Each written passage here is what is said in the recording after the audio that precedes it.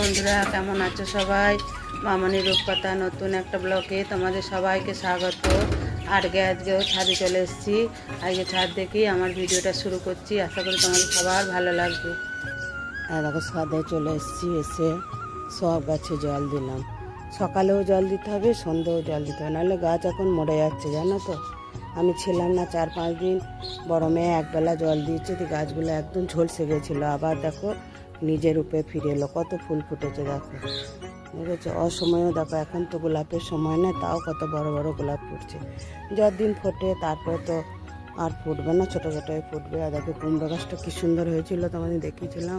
কুমড়ো গাছটা পাতাগুলো শুকিয়ে গেছিলো, সব কেটে ছেটে দিলাম, দিয়ে সব করলাম। দেখো সব জল দিলাম গাছগুলো। ওই হ্যাঙ্গিংগুলো কিছু নামিয়েছি, আর কিছু এখনও নামানো হয়নি, বিকালবেলা নামিয়ে দেবো। আর অনেকগুলো বরবটি হয়েছিল, হাজবেন্ড তুলে নিয়ে গেল, এই দুটো একটা নিচে নিয়ে গেছে, অল্প খাবার ছিল দিয়েছি। আর দেখো ওরা দুজনে সে কোকরে ঢুকিয়ে যাচ্ছে। আর দেখো ডিম পেড়েছে, দেখতে পাচ্ছি নিজে, দেখেছো ডিম পেড়েছে, তা দিয়ে বসে আছে। আর দেখো পদ্ম পাতা আস্তে আস্তে বড় হচ্ছে। এরপরে চলো, ছাদের কাজ আপাতত এখন শেষ। এরপর নিচে চলো এবার নিচে যাই। আর লাড্ডু দেখে তো যতক্ষণ না আমি নিচে যাব ততক্ষণও যাবে না। আর ছাদে জল দিয়ে দিতেই দেখো রোদ উঠে গেল।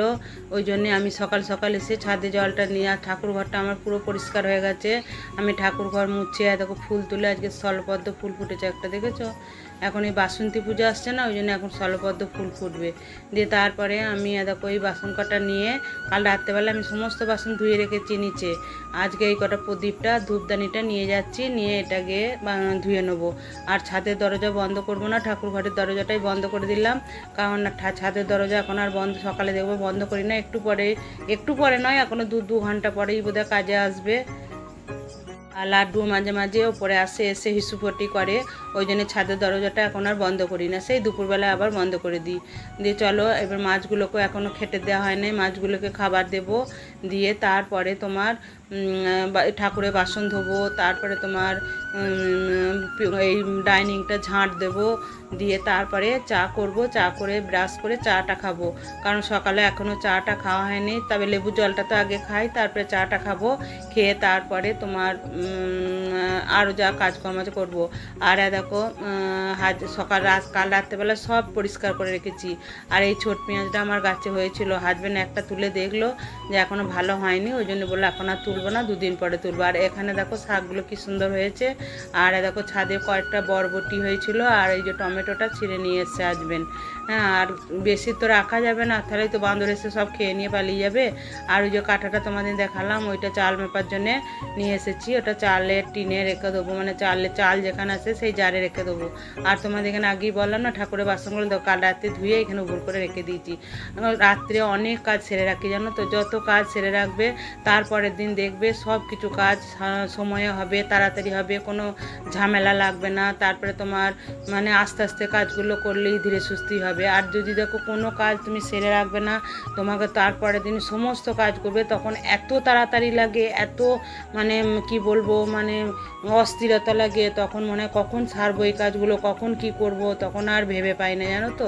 যে তারপরে দেখো ইন্ডাকশানে এখন চাটা করি প্রত্যেকদিন সকালে, দুধ গরমটা চাটা আমি ইন্ডাকশানেই করি। দিয়ে তোমার দেখো চাটা করছি, তোমরা হয়তো বলবে যে আমি কত চা দিচ্ছি, চা আমি একটু কড়া পাড়া চা ছাড়া খেতে পারি না জানো তো, তাতে দুধ চাই হোক আর লিকার চা হোক। দিয়ে দেখো আমি 2 চামচ মতো চা দিলাম, চাটা একটু ফুটে উঠবে, দিয়ে ঢাকা দিয়ে আমি কিছুক্ষণ রেখে তারপরে চাটা ঠাবো, তাহলে চায়ের ফ্লেভারটা খুব সুন্দর আসে। তারপরে দেখো আমি চাটা ঢেলে নিচ্ছি, হাজব্যান্ডও পাশে চলে এসছে, হাজব্যান্ডকেও চা দিচ্ছি, আর আমিও চাটা ঢেলে নিচ্ছি। আর 2টো মুড়ি একটু নিয়েছি, এটা আমি চা আর মুড়িটা খাবো, কারণ আমি সকালবেলায় জানো তো বিস্কুট খাই না। আর আজকে রান্না হবে পটলের তরকারি, ভেন্ডি সিদ্ধ। আর আজকে আমাদের এখানকার দোল জানো তো, আমাদের কালকে দোল হয়নি, কারণ বর্ধমানে দোলটা যেদিন মানে সারা আমাদের বিশ্বে দোল হয় বাংলায়, তারপরের দিনে আমাদের বর্ধমানের দোলটা হয়। কারণ এটা আমাদের আমরা আমাদের মানে কি বলবো, আমাদের জন্মের পর থেকে এটা জেনে আসছি, শুনে আসছি। আর দেখো বড় মেয়ে আর রায় দোল খেলতে যাচ্ছে, ওই পাশে একজন আছে বড় মেয়ে পরিচিত, সে তার বাড়িতে যাচ্ছে দোল খেলতে। দিয়া দেখো চলেও এলো, দিয়ে বলছে মা জানো বেলুনে বল ছুড়ে আমার গায়ে ছুড়ে দিচ্ছে, এরকম বলছে। দিয়ে তারপরে দেখো আমার রান্না বান্না হয়ে গেছে। এবারে আমি হাজবেন্ড আর আমি একটু দোল খেলবো, মানে রং খেলবো, হাজবেন্ডকে রং মাখাবো, মাখিয়ে তারপরে আমি আমার বান্ধবীকে রং মাখাতে যাব। দিয়ে বান্ধবীর ঘরে একটু রং খেলা করব, দিয়ে তারপরে তোমার স্নান ফান করবো।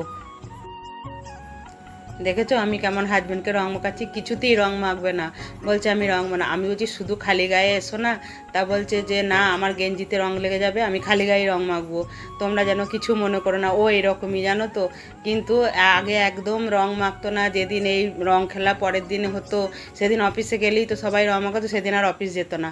বলতো না আমার গোটা মাথা গায়ে রং দিয়ে দেবে, সেই নিয়ে আমি অফিস করতে পারবো না, আমার খুব বিরক্ত লাগে। কিন্তু আজকে আমি যখন বললাম যে তোমাকে আমি একটু রং মাখাবো চলো, ঠিক নিচে চলে এলো জানো তো, নিজেই কালকে আবির কিনে নিয়ে এসছে। রং বলতে আমরা আবির মাখি জানো তো, আমি রং টং কিছু মাখি না। আবির মাখতে আমার ভীষণ ভালো লাগে, কারণ এটা কি বলতো শ্যাম্পু করবো ধুয়ে চলে যাবে। হ্যাঁ, দিয়ে আমি হাজবেন্ডকেও দিলাম। আর খালি করছে কি বলতো সবুজ রংটা নিয়েছে, সবুজ রংটা নিয়েছে, মানে আবিরটা সবুজ আবির এনেছে আর এই পিঙ্ক এনেছে। আর দেখো এই মিনি এখানে বসে আছে, কারণ দাদু খাচ্ছে। প্রতিদিন আমার দুধ দিতে আসবে আর ওকে একটু করে দুধ দেবে, সেই দুধটা খাবে। আর দেখো সবুজ আবিরটা আনালো তবে ছাড়লো, দিয়ে কেমন আমি দিচ্ছি দেখো, আমি যে কি সুন্দর লাগছে। আমি বলি দাঁড়াও তোমাকেও আমি দিচ্ছি। দিয়ে দুজনে মিলে বেশ অনেকক্ষণ ধরে দোল খেললাম, মানে রং খেললাম, খুব ভালোই লাগলো। দেখো এইটাই হচ্ছে মানে কি বলবো, এর থেকে আনন্দ আর কিছু হতে পারে না। আর আমার রায় দেখেছো আমাকে মাখাতেও খুব খুশি। হ্যাঁ, আমি বড় মেয়েকেও যদি একটু মাখবি, আর বলছে না তোমরা মাখো। হ্যাঁ, ওই ক্যামেরা করে দিচ্ছে। দিতে হলো তারপরে এরপর আমি বান্ধবীর বাড়ি যাবো রং খেলতে। হাজবেন্ডকে তো আচ্ছা তারে দিলাম রং মাখিয়ে, ও তো মানে মাখলো। যে আমি বলছি তুমি যাবে তো এসো, প্রথমে আমাকে বললো যাবো না, কিন্তু ও যাবে জানো তো বান্ধবীর বাড়ি।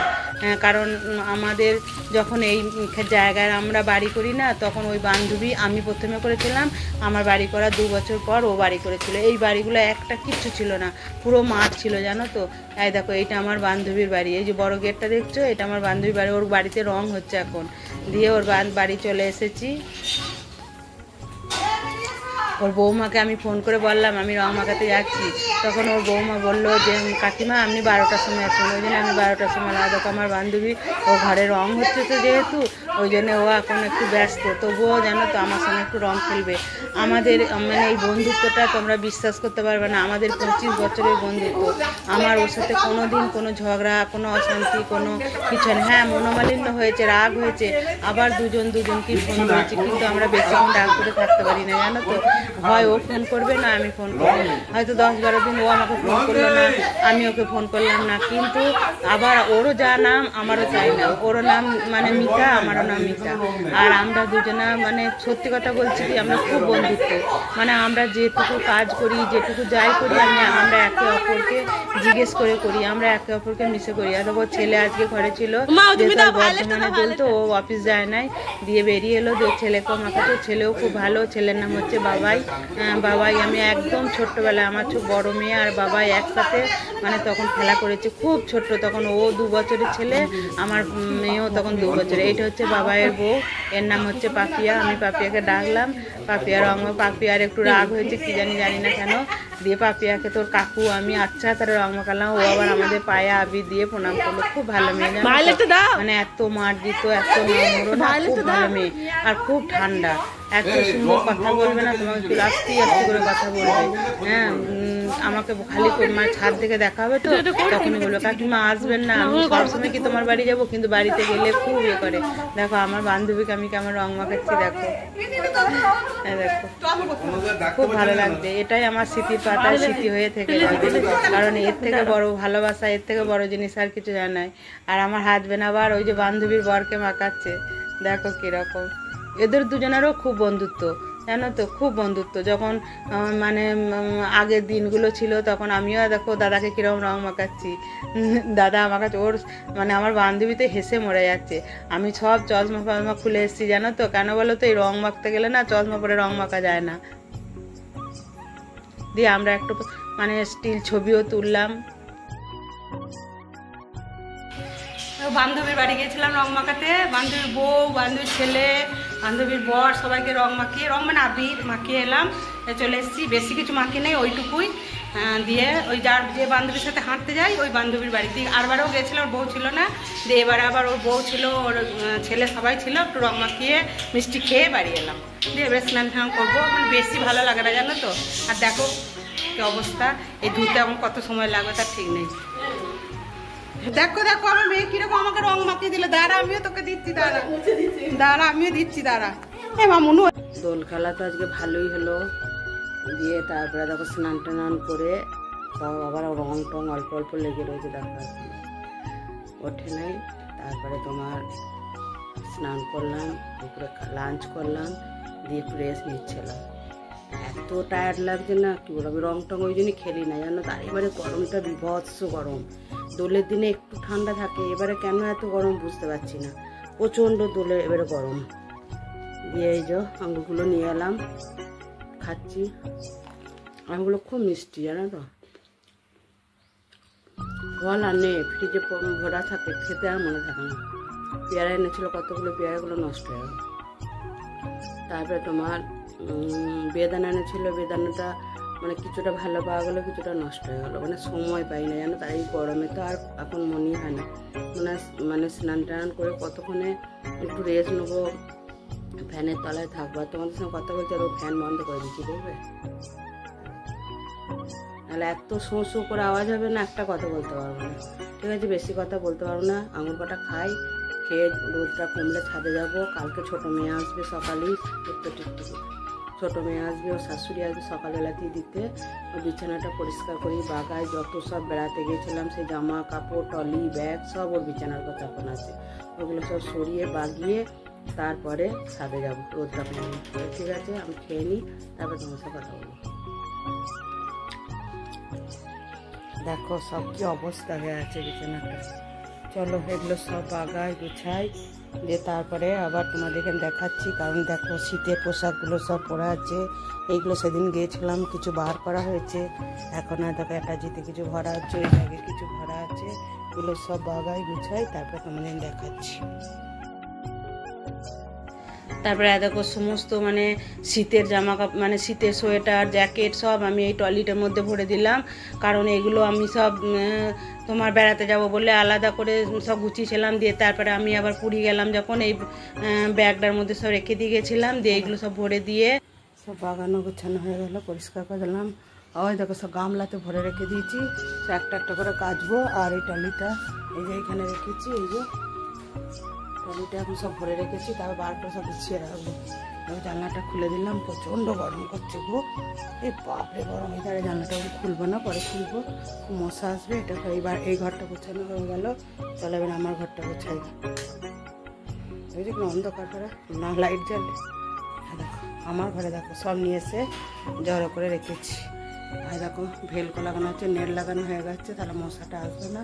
চলো তাহলে আমার ঘরটা এবারে গুছিয়ে নিই। দেখো এই ঘরটাও পরিষ্কার করে লাগিয়ে নিলাম, আলমারিতে সব ভরে দিলাম।